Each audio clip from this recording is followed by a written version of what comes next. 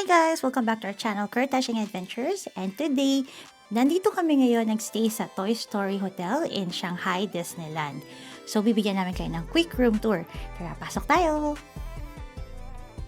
We are staying here at 6th floor, room 098. And upon entering, ito yung unang nyong makikita.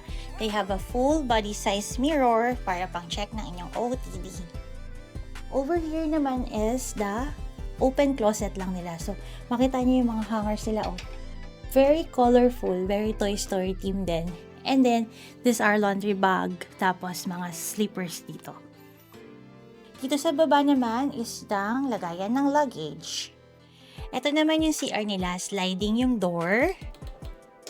And, upon entering, makikita ninyo dito ang sink. So, meron na dito baso ng Toy Story.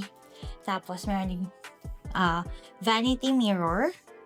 And they already provided body lotion. Tapos, meron din sila dong hand wash soap. Ito yung toilet nila. Wala pa ding bidet. So, tissue-tissue lang tayo dito.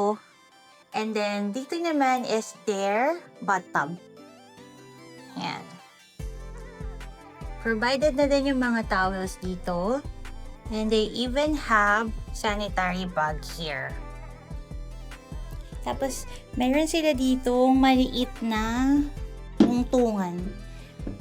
Kasi nga, diba, kids hotel to eh. So, pagka mapandak ka, pag maliit ka pa, pwede mo yan tungtungan ng bata para maabot yung sink. And this is the bedroom na, guys. Dito muna tayo sa maliit na table. Tingnan nyo naman yung mga mugs nila, di ba? Ang cute. Very Toy Story theme. Even the table na to or cabinet. Sa ilalim ng table is the mini fridge. Ayan.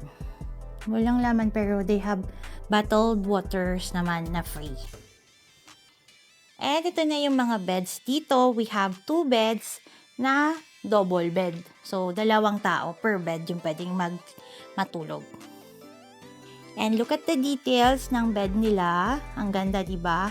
And tingnan niyo dito sa side table or bedside table, it looks like a Rubik's Cube. Dito naman sa side na to, meron na silang coffee table, tapos may 2 chair. Pwede nyo din yung gawing work table kung gusto nyo mag-laptop.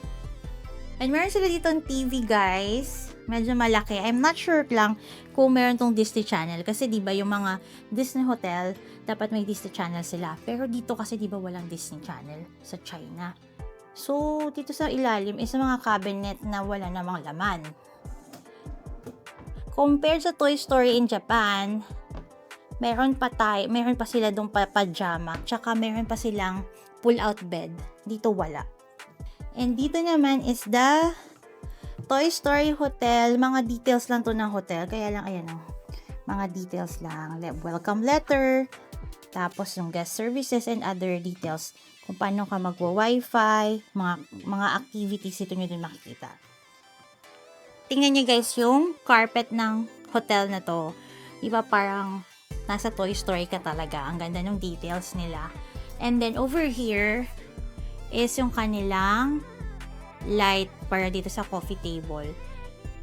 Very detailed din. Sizzling kidog yung nandyan. And guys, we booked this hotel through Agoda. Tapos, depende kasi sa season kung magkano yung rate nito. But so far, nung binook namin to, 27,000 for 4 adults. Pero bumababa din yung rates kung mas maaga kayong magbubook. And mas makaka-discount kayo pag gagamitin niyo yung code namin, which is KURT-AGODA, that's KURT Agoda, para maka-discount kayo ng up to 10% off on hotel accommodations. And kasama tong Toy Story Hotel sa mabibigyan ng discount. And this is the view of our room. Makikita nyo sa baba ang mga cherry blossom. Yan o. Tapos nandun din si Buzz Lightyear sa baba.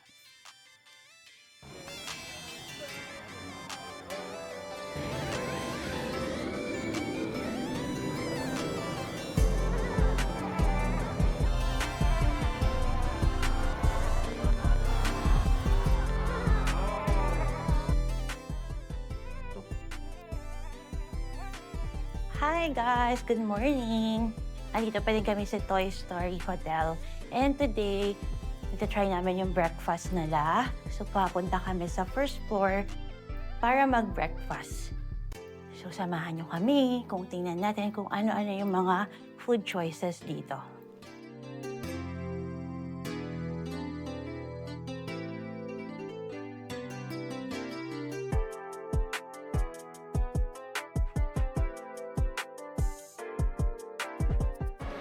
So, dito kami sa Sunnyside Cafe mag-breakfast, guys. And room number. Ayan.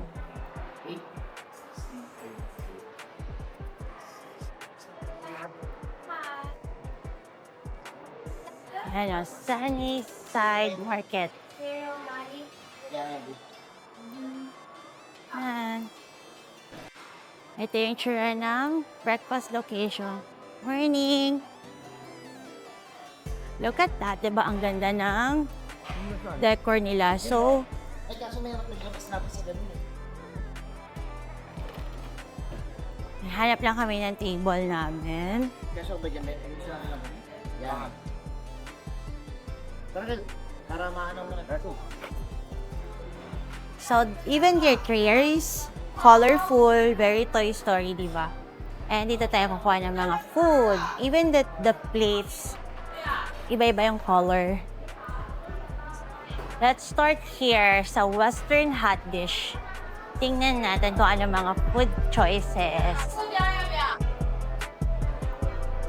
So, they have Western hot dish here. Ayan, may mga pancakes, spring roll, and over here naman are the Chinese dish. Kumakit ka eh. They have soybean milk. Yan, mga food.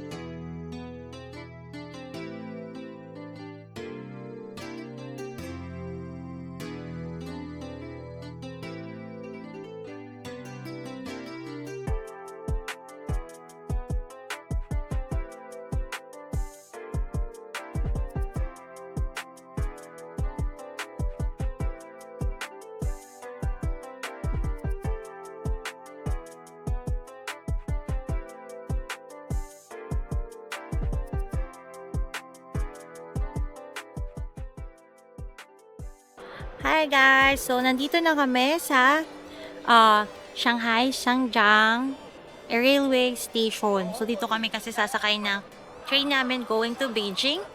But just to wrap up our stay at Toy Story Hotel. Maganda yung hotel na yun, guys. Although medyo pricey, but I think it's highly recommended na magstay kayo even once sa Toy Story Hotel kasi sobrang ganda talaga ng experience pagka mag-stay kayo doon. This is actually our second time na mag-Toy Story Hotel. First is sa Tokyo, and then second time dito sa Shanghai. Although, I can say na mas maganda yung Toy Story Hotel sa Tokyo. Plus the food, mas madami din choices doon yung breakfast nila. Pero at the same time, maganda pa din naman yung dito sa Shanghai. Maganda dito, doon sa hotel ground sa may labas lang. Madami na silang mga cherry blossom trees doon. So kung hanap nyo din yung cherry blossom during springtime katulad ngayon, hindi nyo na kailangan lumayo because you can already find cherry blossom trees doon lang within the area ng hotel ninyo. And even sa park, malapit sa park, madami din mga cherry blossoms. Tapos guys, ang maganda din sa mga Disney Hotel is you can keep your luggage kahit nakapag-check out na kayo. Kasi ang check-in time nila is 3 p.m. Ang check-out naman nila kinabukasan is 11 a.m. So, sobrang aga pa. You can still roam around the area. Pwede nyo pang gamitin yung mga amenities ng hotel.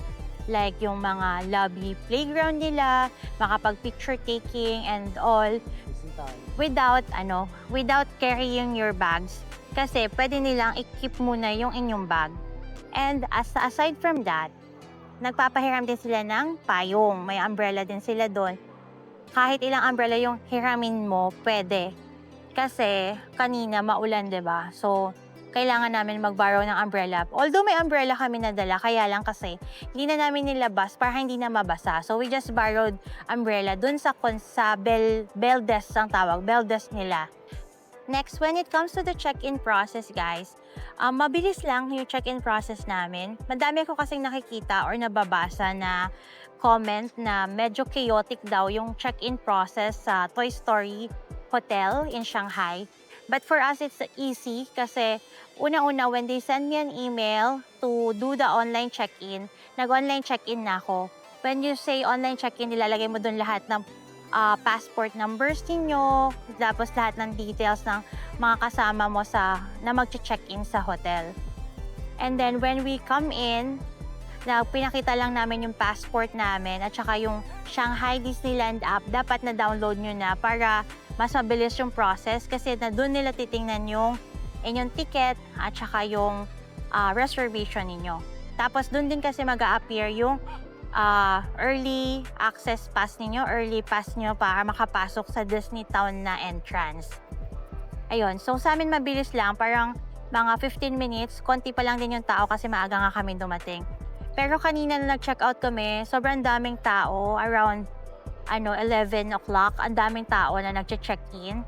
Pero well-handled pa din naman ng Disney team kasi ang dami nilang staff, madaming nag-greet, madaming nag-help sa inyo kung saan kayong counter or reception dapat pumunta once you arrive.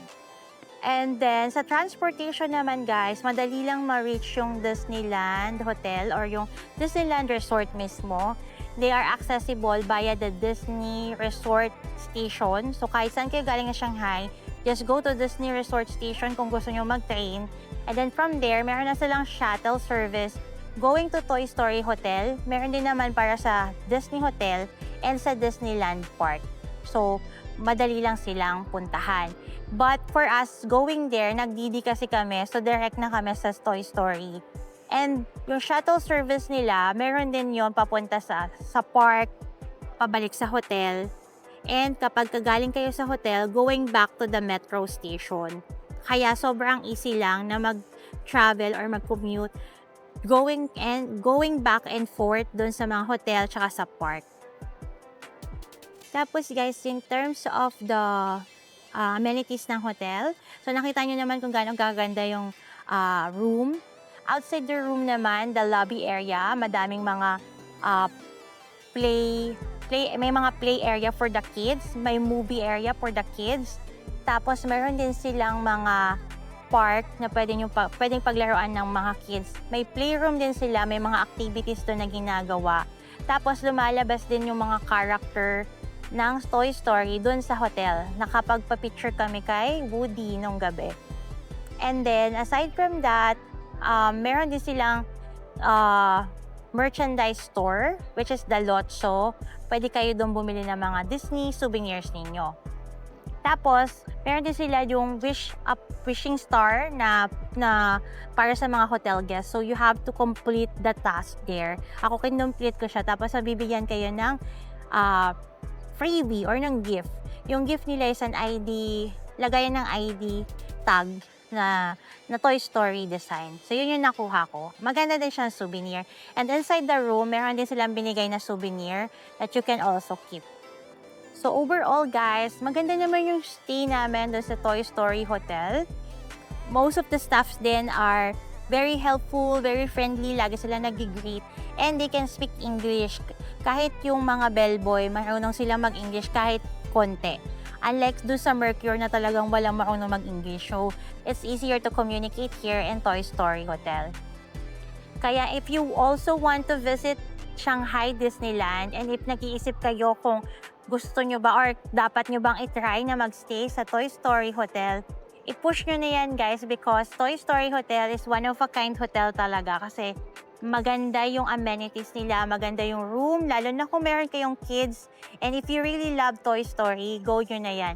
And again, we booked this hotel through Agoda. May discount code kami. You can check it in the comment section or in the description box, nandiyan dyan yung mga Agoda codes namin para makakuha kayo ng discount pagka magbo-booking kayo.